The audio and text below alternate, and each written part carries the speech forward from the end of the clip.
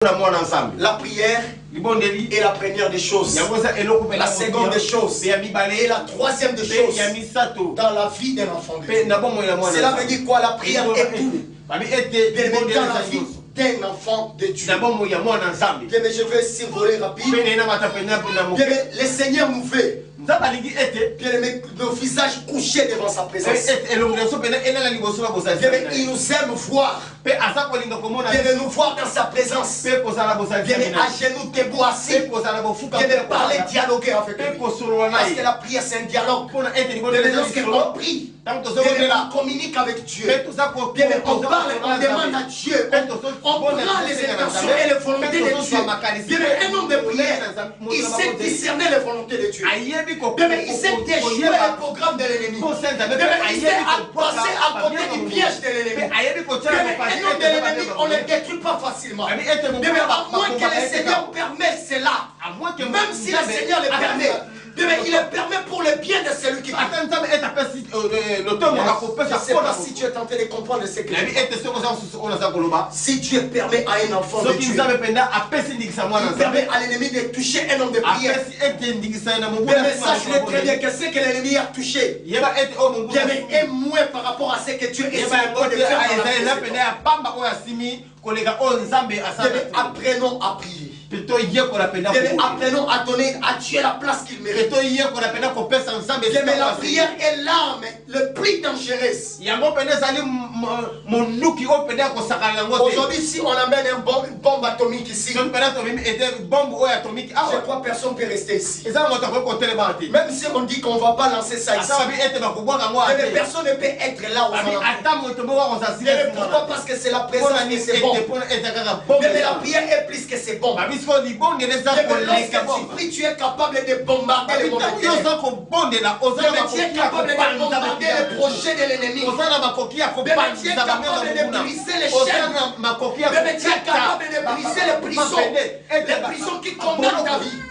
Les prisons qui condamnent ta famille. Les prisons qui condamnent même tes projets. Mais lorsque tu prends le temps dans la prière, la prière est capable de te délivrer.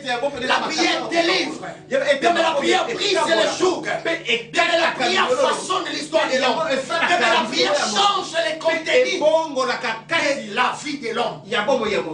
Voilà pourquoi c'est important de prier.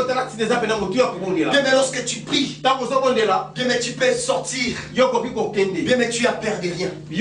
Parce que tu as l'assurance. J'ai parlé à celui qui me garantit. Même si l'accident va venir, je sais que j'ai la vie avec moi.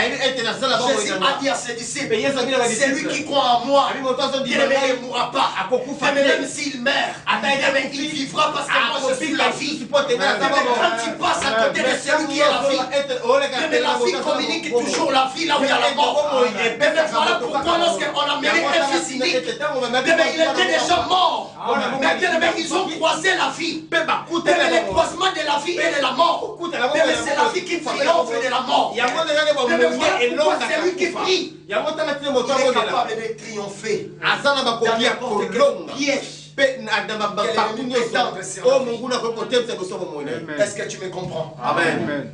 L'autre point, la prière n'est pas un passe-temps. Les intellectuels, ils ont découragé beaucoup des enfants. Ils leur disent, au lieu de passer une heure dans la présence de Dieu, va faire ton commerce. Va chercher ton argent. Va gagner le pain de Dieu. Mais gagner le pain, c'est bien. Moi, je te dirais ceci. Si gagner le pain, c'est négliger la prière. Mais prier Dieu. Je peux jamais donner la place de la prière mais pour aller chercher le pain que je dois gagner. La prière n'est pas un passe-temps. La prière c'est le travail le plus excellent. Mais la prière c'est le travail le plus noble. Mais la prière c'est le travail des hommes les plus élevés. Mais la prière c'est le travail. Je ne sais pas comment je peux te décrire la prière. Mais la prière c'est le travail des responsables. Les les gens comme les Daniel, ils sont élevés parce qu'ils avaient que Dieu. Ils avaient que la prière.